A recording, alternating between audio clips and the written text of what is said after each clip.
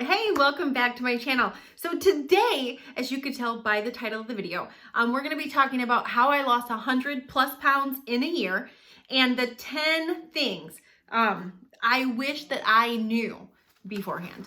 Because here's the deal, have you ever been went somewhere or did something and you're like, man, I wished I would have known? Well, there was so many times through losing those. I actually lost 100 pounds in 202 days, 161 pounds in 13 months. And there was so many times along that journey, there were so many times on that weight loss road where I would think, dang it, how come no one told me this? Or dang it, I wished I would have known. And some things are just OG whiz, and other things are like things that really tripped me up, or that, so let's go ahead and dive right in. Again, these are the 10 things I wished I would have known before I lost 100 pounds in less than a year. All right, so number one is taking more pictures. Taking more pictures. And this is one of those areas where my husband told me, he warned me, he said, babe, do you want me to help you take some pictures? And at 208 pounds, morbidly obese, to stand in front of my husband completely naked in a sports bra and anything was like, in my mind, it was humiliating. There was no reason to ever take photos. And part of it was I didn't want anybody to see those photos, right? So I'm like, no, I'm not taking photos. Like, what would I ever use those photos for? Like, that is ridiculous. Like, I didn't want anybody to see the photos. I didn't want to see the photos. So I do not have very many photos throughout those 13 months of losing 161 pounds, or throughout those 202 days to lose 100 pounds.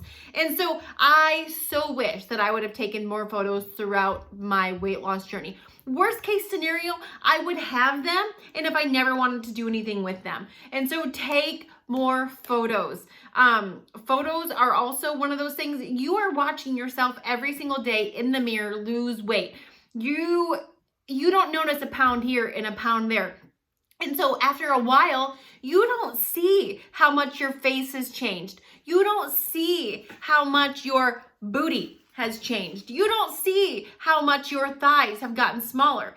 So the photos, being able to go back and just look at the photos month to month or week to week, that is where you can really see, holy guacamole, my face has changed. My neck has gotten smaller. Look at my shoulder muscle. Like, you can see all those things in a photo that you're not necessarily going to see every single day in the mirror. So take your photos. Don't let the way you feel about your overweight body keep you from taking those photos. I promise you, it is one of my only regrets that I have throughout that 13 months of losing weight, is that I did not take more photos. Number two, it's bigger than the scale. Like, topping the scale at 288 pounds and almost finding validation in the scale, I had to learn that my identity, that my validation did not come from the number on the scale. That the number on the scale was not who I was. It was just a reflection of what I put in my mouth. And the fact that I can have fat, but I'm not fat. Like, I can have fat on my body, but fat is not, it was not who I was. Does that make sense? The fat on my body did not define who I was or could be. It was just something that I had and that I could change at any point in time. Like, I have brown eyes, right? Like, God gave me brown eyes. I can't change the fact that I have brown eyes unless I get contacts. But the fact that I have 50 extra pounds on my behind, I can change that in every given moment. And so really learning to not be defined or not find my identity in the scale was a really, really huge one. Number three, it is okay to say no. It is okay to say no. So often people would say, hey, do you want one of these or do you want one of that? We'd be at a restaurant. Do you want a cookie? Do you want some cake? Do you want some dessert? We'd be at a birthday party and they would say, hey, would you like some pizza? And I would always feel rude if I didn't say yes. I would always feel rude if I was at my kid's birthday party and I didn't mow down on whatever we were having. And so it is okay to say no. It doesn't make you rude. It doesn't make you inconsiderate. In fact, if you are a mom and you have kids, it is good for your kids to see you say no. Anybody who has a healthy weight has to say no at some point. We live in a world where over 70% of society is overweight and doesn't want to be. And so with that being the case, you've got to get used to saying no. And when I realized, it wasn't until I started saying no that I realized it was a good thing. Look, peer pressure is never good. And sometimes people can pressure you, and sometimes we can pressure ourselves. Sometimes the pressure doesn't always come from other people. Sometimes the pressure comes from right here. And so it is okay to say no. And whether somebody else is pressuring us or we're pressuring ourselves, that is never a healthy behavior. And so when I get into that rut of maybe you should, maybe they're going to think it's rude, it's like, no, there's a bigger picture here. The picture is for me to live a long, happy, healthy life. The picture is for me to be a mom till I'm 100 years old, for me to know all my grandkids, for me to see all 3 of our kids get married. That is the long-term vision. And I'm not going to do that if I say yes to every unhealthy thing that crosses by my plate. And so it's okay to say no. In fact, it's good for other people. When other people watch you say no, someone's always got to be the leader. Someone's always got to be the pace setter. Someone's always got to be the leader of the pack. And so when you say, oh my goodness, I would love to, but I've had enough. That's okay. It gives other people permission to also say no. So it is okay to say no. In fact, it's healthy to say no. Number 4, messing up is not the end of the world. Note to self, messing up is not the end of the world. Like, I would start a diet, I would start a weight loss plan, and I literally would have the expectation of perfection on myself. Like, I would expect no cheats. No cravings. I would not succumb to anything. Like, I was going to be perfect. And as soon as I ate something that I didn't think I should, or that I said I wasn't going to, all of a sudden, the world was ending. Like, crap, I better quit. I better start over next week. The week's done. I've messed it up. And so you messing up is not the end of the world. There is no mess up or 2 mess ups or 3 mess ups that are going to sabotage you getting healthy or you losing weight. What you do the majority of the time is the important part. I live my life on an 80-20 rule. 80% of the time I eat good, 20% of the time I eat all the foods that help me become morbidly obese. You know, the pizza, the double stuffed Oreos, the cupcakes, the, double cheeseburgers with bacon, all those things, because I still love food. Like, you don't wind up morbidly obese without loving food, and I certainly love food. And so 80-20, but I eat more good than I do bad. That is how I've maintained my 161-pound weight loss for years and years and years and years. All right, number 5, just because it says healthy doesn't mean that it is. Just because it says on the package or on the menu that it is healthy does not mean that it's healthy. And I got tripped up by this one for a very long time. I didn't read any of the packaging. I simply looked and things that said fat-free, no trans fat, reduced calorie, whatever. And here's what I did not understand. I did not understand that there was a marketing machine behind the packaging. And the packaging is not designed to help us. The packaging is designed to sell more stuff. And look, the diet industry, the weight loss industry is a huge industry. Over 7 out of 10 people are overweight and don't want to be. And so it is a huge market. And so they actually make money off of you and I failing. Imagine if we all went on a diet or we all set out to lose weight and we actually did it.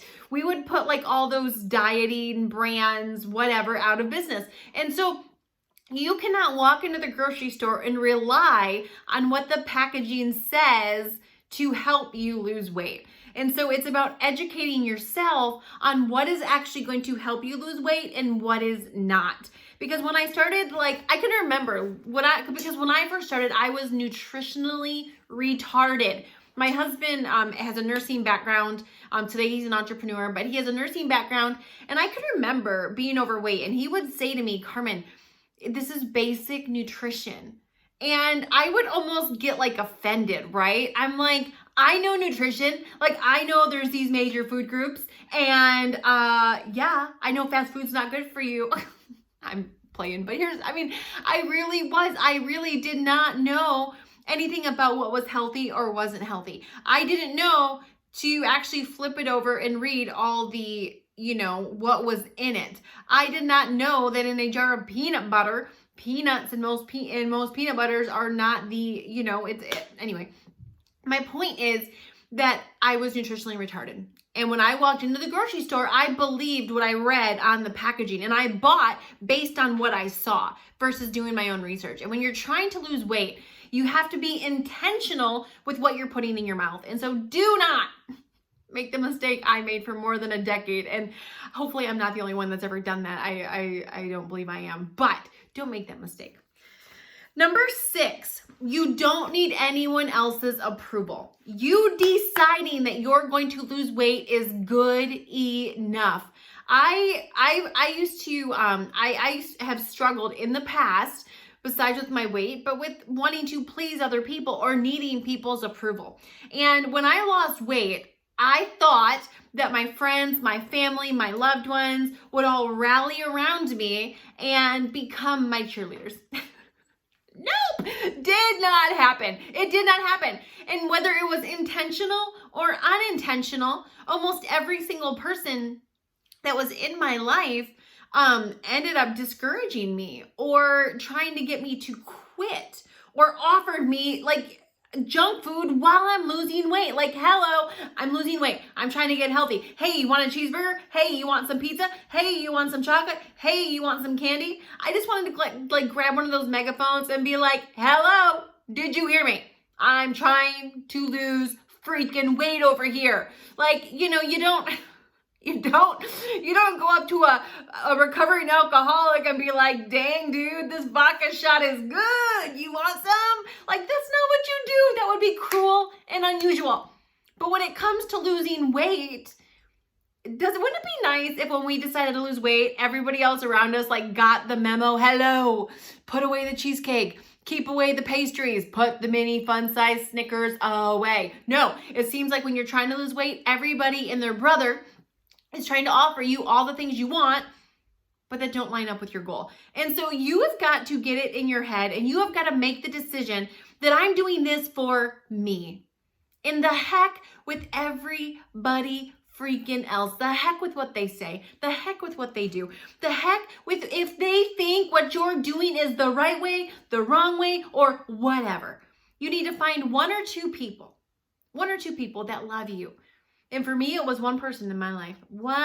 There was, in the whole stretch of losing 161 pounds, there was one person that did not discourage me. One. That was it. And I have a lot of people. And it doesn't mean the other people didn't love me. It doesn't mean they didn't want me to succeed. But through their own insecurities, they, said things they probably shouldn't have said. And so you have to do this for you and you alone. Period. End of story. If you are doing this for everybody else's approval, you will quit. You will quit. And this was why I had started and stopped too many times that I can count for more than a decade. You have got to do this for you, and then you'll do it. All right. Number 7, track your nutrition. And I fought against this one for a really long time because I would see those uber duper healthy people, using a food scale and measuring out their food. And I would see some of those crazy health people traveling through the airport with their little cooler on wheels. And I would be like, heck to the no. That's cray-cray. That's what I would think, right? I would think, oh my gosh, you want pizza, but you have to eat a salad? That doesn't sound like life. And I have learned that hard is hard, and there's things about being overweight that are hard, and there's things about maintaining a healthy weight that are hard. Today, I just choose my hard, and I still eat the things that I like to eat. I just don't eat them all the freaking time. I don't eat them all the time.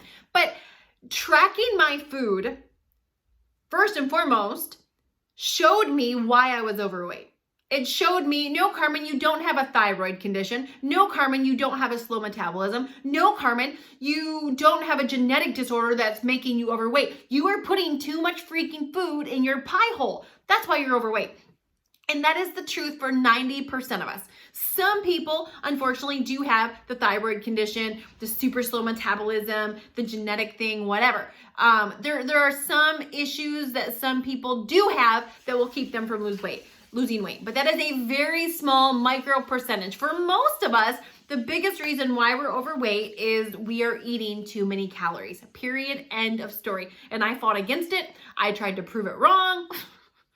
Nope. That was pretty much it. When I quit putting so many calories into my pie hole, the number on the scale went down. And so it wasn't until I started tracking my food that I was like, no wonder I'm overweight. Tracking my food was how I learned servings.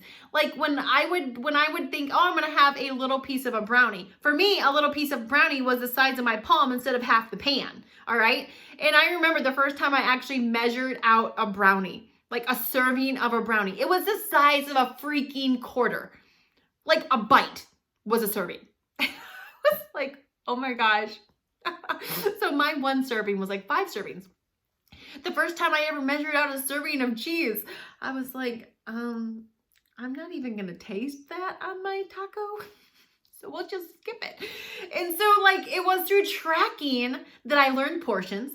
It was through tracking that I learned how to make food yummy and delicious without adding oil and butter and cheese. Because in my former morbidly obese days, everything I cooked had butter, oil, or cheese, sometimes all 3 inside of there. And I had no idea how many calories that added and how that you can, through tracking, learning how to feed my body delicious food without having all the calories in it. But I never would have learned those things without tracking. And look, it is one skill to lose weight. It's a completely different skill to maintain it. And it is only through tracking that you will not only lose, but learn to maintain. Have you ever seen those people, and I used to be one, that would lose weight and then go find it again? They lose it and then find it, then lose it, then find it, then lose it, then find it. And I always lost it. And then when I found it, it brought a couple of buddies with them. Like I'd lose 5 and I'd lose 5 and then I'd go find 7. And so tracking by far is one of the biggest reasons how I've been able to maintain my size 2, my 161 pounds lost, is through tracking. Do not starve yourself. Less calories don't always, it isn't always good. It's not always good. I can remember doing, there was a diet that was very popular several years back. It still is kind of popular. It's called the HCG diet. And you inject yourself with a needle and you eat like 500 calories and that's it. And yeah, eating 500 calories, I lost a crap ton of weight. But as soon as I went back to eating like a normal person, I gained it all back. I gained everything I lost plus some back. And so the way, however you lose weight is how you're going to have to maintain it. Plus, when you start starving yourself, you lose muscle, you're jacking up your metabolism. There's so many issues, skin, hair, teeth, like all those things that come along with not eating the proper amount of calories. And so when you are being healthy and losing weight, like when I lost 100 pounds in 202 days, when I lost 100 pounds in less than a year, I never ate less than 1,200 calories a day. Never, ever. I mean, well, maybe if I was like, you're sick and you're throwing up or something like, and you're not eating anything. But other than that, because I love food, I love to eat. And truthfully, I actually ate more quantity of food than I did when I was overweight. Like today, I eat way more food than I did when I was overweight. When I was overweight, it wasn't necessarily the quantity, but it was the quality. It was what I was choosing to eat. How many servings of cheese, how many, pastries, how many cookies, all of those things. And so don't make the mistake of going into this thinking, oh my gosh, if I just drink water and suck on lemons, if I only eat salad, if I only eat, if I only drink shakes. No, your body needs a balanced diet, balanced nutrition. And so you can still lose weight by eating 1,200 plus calories a day if you're eating the right things and you're being consistent with it. So don't starve yourself. Because if you starve yourself to lose the weight, you're going to starve yourself to maintain it. And when you starve yourself, that just sends you into these crazy cycles of like starving, binging, starving, give me all the donuts. Not a good cycle. All right, number 9. That was number 8. Number 9, love yourself where you're at. You cannot hate your body heavy and somehow think that when you get skinny, you're just going to love yourself. No, that's not how it is. That's not how it works. If you stand in the mirror at 200 pounds and you pick your body apart, okay, you're going to do it at 130 pounds.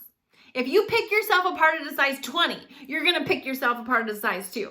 And I know what you're thinking. You're thinking, nah, Carmen, I would be like, if I ever ended up in a size 4, oh my God, I would be so happy. There's no way I would stand in the mirror and pick myself apart. Yes, you would. Yes, you would.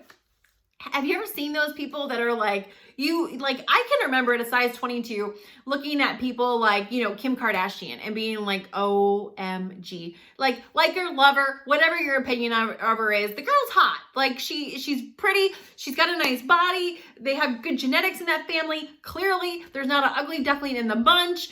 And like, she just got it going on in my personal opinion. Like she is a good looking female.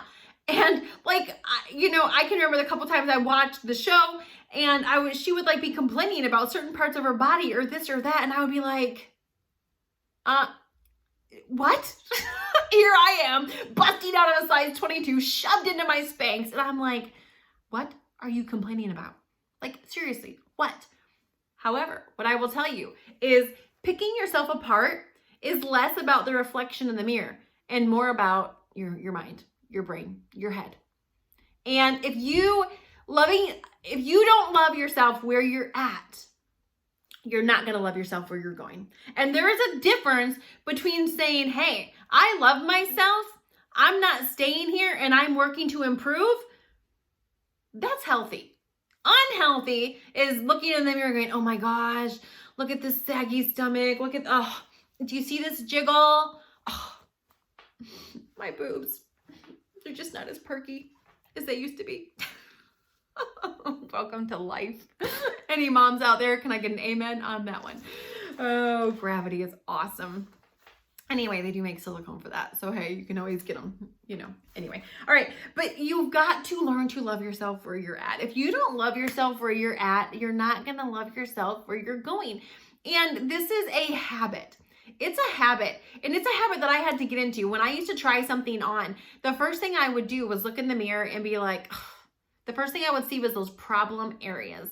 First is, what am I thankful for versus what don't I appreciate? Just having a kid not too long ago and watching my body expand. And when you're bigger and you're pregnant, my other 2 pregnancies, I was morbidly obese. So I didn't see all the little changes. But being a size 2 and getting pregnant, you see every little bump, every little swollen place, every little whatever. And waiting for my body to go back down. Even right now, my last couple pairs of pants that I cannot get into, I'm like, ugh. But at the same time saying, it's okay. It's okay. It is okay. My body just made a freaking human being. And I love that my body can do that and appreciating every part of my body versus standing in the mirror and picking it apart. Look, no matter what size you are at, you will always find stuff you're not happy with. Always, always, always. As someone who's topped the scale at 288 pounds, a size 22, and went all the way down to a size 2, and I went through all those numbers to get there. If I look in the mirror, I can find flaws, plenty of them. So love yourself where you're at and love yourself to the body you want, because you won't ever hate yourself there. And if you hate yourself here, if you hate yourself overweight and you're not happy here, you're not going to be happy there. Happiness lives in the mind, not on what the body looks like. I could talk about that for so long. We're not going to, because we have one thing left.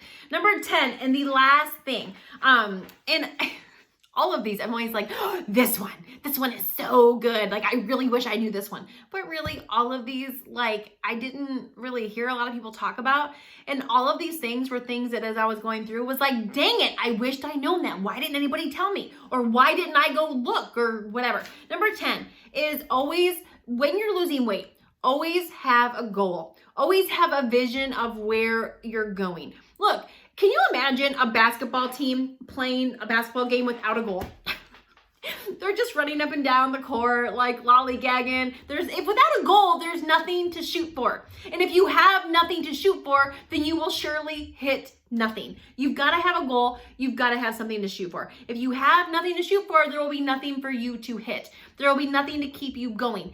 If you have a strong enough vision, if your vision for where you're going is strong enough, then you will overcome any obstacle, any lemon that is thrown your way. The number one reason why people quit is because they don't have a goal and they don't have a vision that drives them past the obstacle. And so when I first started losing weight, I had like a skinny vision board of where do I want to be? Like, where do I want to go? Like, when I get done with this, when I get done losing this weight, what kind of clothes am I going to wear? And I had like a skinny Pinterest board that would say Carmen's skinny clothes and like outfits that I would pin. And I would go to Pinterest and I would type in skinny girl outfits. Why? Because I had never been a skinny girl. I was the morbidly obese girl. So like I knew how to dress things with Spanx and how to layer and cover up the fluff. But like to just wear a shirt tucked in without Spanx and without a jacket, heck no. Why? Because fluffy girls don't do that. Like, no, we layer, we Spanx it up. Like we find a way to make us, whatever. And so I fed the vision. And we're going to, there's another video where we're going to be talking about vision because this is a topic in itself that, isn't just a 2-minute topic. It's so important. Like it needs a chapter of its own. But vision and setting goals is so important. And so every single week I was losing weight, my goal was to lose 2 pounds a week. 2 pounds a week. And most weeks I wound up surpassing that. Not even trying. I lost 100 pounds in my first 202 days. Not even trying. I mean, I shouldn't say not trying. I was trying to lose weight, but I wasn't necessarily, I was trying to lose 2 pounds a week, not 100 pounds in 202 days. That wasn't the goal. But having those goals, okay, this week I'm going to lose 2 pounds. This month, I'm going to be down 8 pounds. That means by the end of this month, I'm going to weigh this. By the end of this month, I'm going to weigh that. Here's my size 22s. I'm going to be in a size 20 next. I can remember going into the mall to go shopping and trying on clothes. And like, you know how exciting it is when you're in a size 22, a tight 22, like busting out, should probably be in a 24. And you put on a 20 and you're like, oh my gosh, these fit. And then you put on the 18 and they almost fit. And I can remember the first time I ever went into the dressing room with the size 2 because the 4s were big. I was like, no way. No way. They zipped up. They looked like a toddler should be wearing them. They look so small to me because I was used to my clothes. I was used to my jeans. And so holding up these little jeans, I was like, these aren't gonna, but they did. And so anyway, having a goal, having a vision, the entire time you're losing weight, if you're struggling with quitting, if you're struggling with starting and stopping, if you're struggling with finding the motivation to keep going, it's because you don't have a vision strong enough to keep you going. And so these 10 things right there, these 10 things right here, I totally wished I would have known before I lost weight. I totally wish someone would have told me. I totally wish I would have found a video like this of someone who had been there, done it, and can say, hey, here's the things that you should know before you start losing 100 pounds in less than a year. So anyway, thank you so much for joining us tonight. Make sure to hit the subscribe button. We do upload free weight loss tips every single week. Ring the bell. That way you will get notified when we are live, like we are tonight, and when we also upload videos. So thank you so much for joining us. We will see you on the next video.